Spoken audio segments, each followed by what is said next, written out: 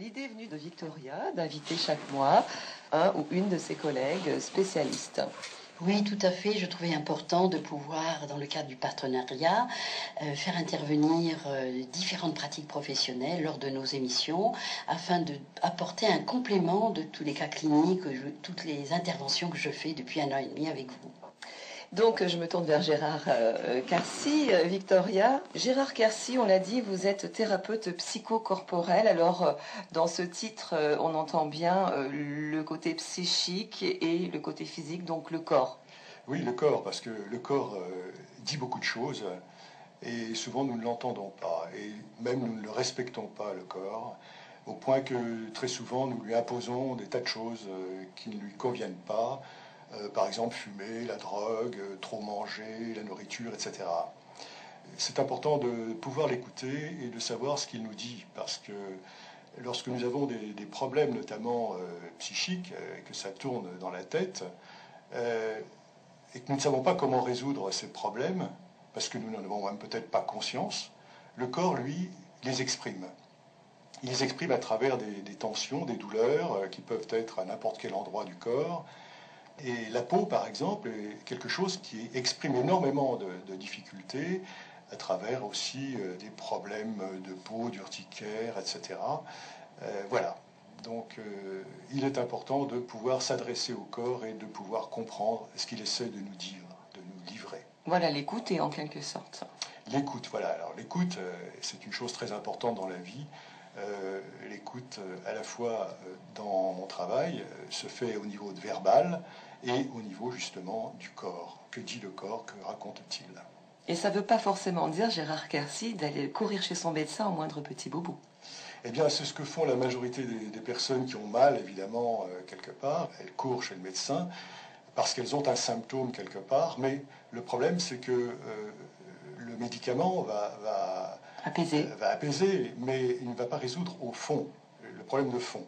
Alors, bien entendu, il est important d'aller chez son médecin pour vérifier qu'il n'y a pas un problème organique. Voilà. Et donc, il est important de faire des analyses, des radios, etc. Ça, c'est fondamental. Mais ensuite, si les résultats ne donnent rien, ça vaut la peine de se poser la question et de savoir si ça n'est pas un problème psychosomatique, comme on dit, c'est-à-dire un problème qui se trouve en fait dans la tête et qui se traduit par des symptômes physiques.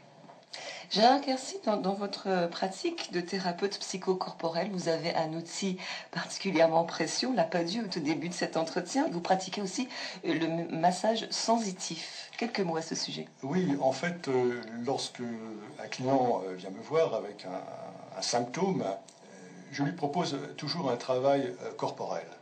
Comme je venais de le dire, le corps s'exprime et donc il est important d'aller l'écouter. Alors, dans mon travail habituel, dans une séance, je suis à l'écoute de la tête, bien sûr, et donc à travers la verbalisation. Et ensuite, je propose un travail corporel. Effectivement, mon outil est le massage sensitif, qui est un massage créé il y a 60 ans par M. Claude Camilly, qui est lui-même psychologue, psychothérapeute et analyste jungien. Et ce travail corporel va permettre à la personne d'abord de se détendre, de se relaxer, de comprendre l'importance de la respiration, c'est-à-dire que dans ce travail, je vais lui proposer d'amplifier sa respiration, et donc plus nous amplifions notre respiration, plus nous nous détendons. Et lorsque nous détendons le corps, nous détendons aussi la tête. Et nous détendons également d'ailleurs le système végétatif. En fait, ce massage s'adresse à ces trois systèmes, le psychisme, le physique et le végétatif. Ça veut dire que quand on détend l'un, on détend les deux autres. Voilà, il me paraît important également de permettre à la personne qui est sur la table de se reconnecter avec ses sensations. Se reconnecter avec son corps, c'est entrer à l'intérieur de soi, c'est sentir, percevoir ses sensations physiques, percevoir ses émotions. En fait, le vivant de nous, il est à l'intérieur de nous. Et souvent, nous allons chercher des solutions à l'extérieur de nous alors qu'elles se trouvent à l'intérieur de nous. Et justement, dans ce travail que je propose, ce n'est pas un travail dans lequel je donne des conseils. J'aide la personne à se reconnecter avec ses solutions. Je vais l'aider à cheminer pour qu'elle trouve ses solutions. Et donc, comme je disais, se réunifier, rassembler son corps et sa tête, C'est donc revenir dans la perception de ce que l'on est, de ce que l'on a, de ce que l'on sent, de ce que l'on ressent. Et ça, c'est fondamental. Et cette technique de massage permet à la personne d'entrer dans sa liberté d'expression corporelle. C'est-à-dire qu'à travers cette technique, la personne va pouvoir, si elle en a envie, partir dans un mouvement sur la table, dans un mouvement qui lui appartient, sans que je sache absolument de quoi il s'agit et ce qu'il signifie. La personne le sait. Et c'est important qu'elle puisse sentir cette liberté de prendre les rênes un petit peu de sa vie, du mouvement. Et le mouvement, c'est tout de même la vie. Donc, vous posez vos mains sur des points spécifiques du corps. Alors non, justement, il n'y a pas de protocole. Et c'est la liberté que je me donne de savoir comment je vais faire, par où je vais commencer. Enfin, le comment, il y a évidemment toute une technique. Mais la personne également peut se mettre comme elle veut sur la table, rester habillée, se dévêtir si elle veut. Enfin voilà, elle est dans son entière liberté. Elle peut s'allonger évidemment, ce qui est le cas classique, ou même se mettre assise, rester assise si elle le veut. Voilà. Est-ce qu'on peut revenir sur le fait de faire un distinguo entre sa douleur physique qui se veut peut-être une douleur psychique? C'est un peu difficile à accepter ça. On n'accepte pas davantage un diagnostic physique qu'un diagnostic psychique. Bien sûr, il est sûr qu'une démarche de thérapie implique une prise de conscience et une remise en cause. C'est une démarche volontaire et ça demande une certaine forme de courage. Voilà, je crois que c'est important, si l'on a envie d'entrer dans la conscience de ce qui se passe, qu'est-ce qui se passe dans ma vie, qu'est-ce qui se passe dans mon corps, qu'est-ce que je ressens, est-ce que j'ai une émotion, qu'est-ce que c'est cette émotion. Et je suis toujours étonné de voir à quel point nous sommes coupés de notre corps, au point que nous ne ressentons pas. Le fait de ne pas ressentir est souvent d'ailleurs une façon de se protéger et souvent renvoie d'ailleurs à notre histoire d'enfant. C'est ça qui est peut-être très difficile, parce que ce sont des choses enfouies bien souvent. Alors c'est ça, d'abord... Ça fait peur. Ça peut faire peur, et effectivement les gens ne sont pas conscients même du fait qu'ils vont mal, et ça peut faire peur, mais en même temps c'est tellement un espoir de liberté que ce travail, que vraiment ça vaut la peine. C'est vraiment un travail de conscience pour se libérer de fardeaux que l'on traîne comme des casseroles depuis son enfance, et quand on peut se libérer de tout ça, eh bien on peut entrer dans autre chose en traçant sa vie, dans la liberté, je dirais. On peut choisir, décider de sa vie, et tout de même, ça, c'est joyeux, quoi, voilà. Encore faut-il en prendre conscience. Encore faut-il en prendre conscience, absolument. Tout passe par la conscience de tout, de ce que je vis, de ce que j'ai envie de faire, de ce que je dis, de ce que je pense. Voilà, cette conscience qui donne du sens à la vie et qui donne des couleurs à la vie que l'on peut éventuellement danser à partir de là, au lieu de la subir. Gérard Quercy, vous êtes thérapeute de couple également, donc des couples viennent vous voir. Et ces couples, comme vous venez de le dire, hein, n'ont pas conscience encore de leur véritable problème. Alors, généralement, les couples viennent pour un problème de communication. C'est-à-dire que ça va mal, on s'est aimé, on s'est adoré au départ, c'était lui, c'est jamais sans lui, c'était tout avec lui, on partageait tout, voilà. Et puis au bout d'un certain temps, eh bien, on change, on s'aperçoit que l'autre, il a des défauts, etc. Donc problème de communication, et un jour, les choses ne vont plus, ça ne tourne plus rond. Souvent d'ailleurs, les couples viennent, puisque je travaille aussi comme sexothérapeute, viennent pour un problème sexuel. Il n'y a plus de communication à ce niveau-là, au niveau de la relation intime. Problème d'éjaculation prématurée, par exemple, pour l'homme, ou de vaginisme pour la femme. Quelque chose est fermé. Généralement, ils viennent consulter pour ça. Or, dans la majorité des cas, à 90% des cas, le problème sexuel de communication, là, n'est pas un problème organique. C'est généralement un problème psychologique. Et en fait, ce dont on s'aperçoit, c'est que chacun des deux est venu dans la rencontre avec son histoire singulière. Et dans cette histoire, évidemment, il y a eu beaucoup d'événements qui se sont passés et qui ont marqué notre vie. Notamment, quand nous sommes petits, nous mettons en place des systèmes de fonctionnement pour nous protéger. Et donc, dans la rencontre amoureuse, il y a souvent des illusions, c'est-à-dire que l'autre va venir combler les manques de l'enfance, les besoins de l'enfance. Or, c'est évidemment une illusion, puisque chacun des deux n'est pas venu pour ça.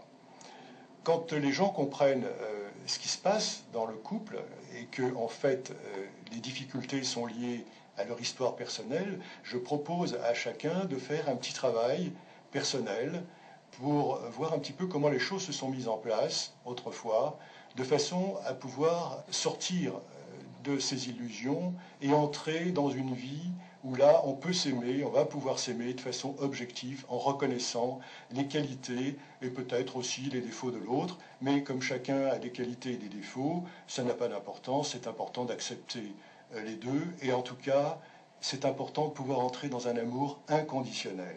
C'est-à-dire que je t'aime comme tu es, et non pas je t'aime en imaginant que tu es autrement que ce que j'espère.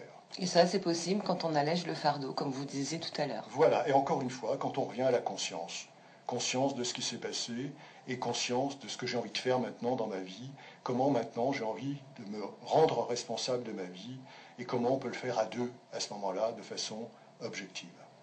Gérard Quercy, troisième pratique de votre profession, vous êtes sexothérapeute.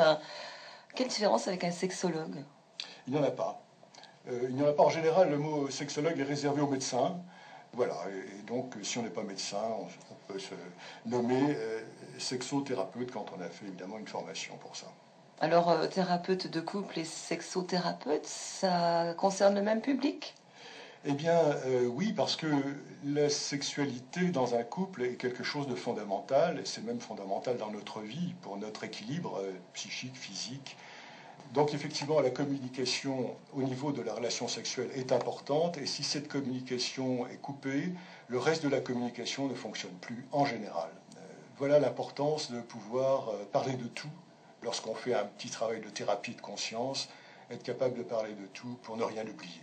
Vous recevez forcément monsieur et madame, vous ne pouvez pas recevoir madame toute seule si monsieur ne veut pas venir, par exemple. Il y a tous les cas de figure. Monsieur vient sans madame, éventuellement parce que madame lui a demandé de consulter, ou madame vient seule, sans monsieur, ou bien les deux viennent ensemble. C'est mieux. C'est mieux. C'est mieux. Mais en général, quand l'un vient, je propose à la fin de la séance que les deux viennent pour une autre séance, viennent ensemble. Voilà. Pas toujours accepté, ça. En général, si, quand même, sauf quand il n'y en a qu'un qui considère que c'est à l'autre de faire la démarche parce que c'est l'autre qui a le problème. Dans un problème de couple, le problème est partagé à 50-50. C'est pas la faute de l'autre ou la responsabilité de l'autre, c'est une responsabilité commune. Gérard Quercy, merci infiniment d'avoir accepté notre invitation. Je rappelle que vous êtes thérapeute psychocorporel, thérapeute de couple et sexothérapeute, et qu'on peut vous retrouver 7 rue de la Cave à Marcilly. Vous consultez également résidence La Corvette, 22 quai Louis Durand à La Rochelle. On peut également consulter votre site internet www.gérardquercy en un seul mot, sans accent, C-A-R-C-Y. Quant au massage sensitif, eh bien, vous pouvez en savoir plus sur un autre site internet dont je vais donner l'adresse www.massage sensitif La Rochelle en un seul mot, W3 fois, massage sensitif La Rochelle. Un numéro de téléphone également, le 06 70 77 93 49. 06 70 77 93 49. Et ce qu'on n'a pas précisé également, Gérard Quercy, c'est que vous êtes formateur en massage sensitif. Victoria Mizrahi, merci d'avoir pris cette initiative d'inviter chaque mois un ou une de vos collègues spécialistes, en l'occurrence aujourd'hui. Nous étions avec Gérard Quercy. Oui, tout à fait. Je pense que ce que nous avons entendu va aider les uns et les autres à avancer et à réfléchir de façon à faire un travail personnel, en complément bien sûr de ce qui peut être fait en conseil conjugal et familial, ou en thérapie, ou en sexologie. Et à la prochaine. Merci Corinne. Dans toute ruralité, une émission produite par la MSA des Charentes et présentée par Isabelle Carnevilliers.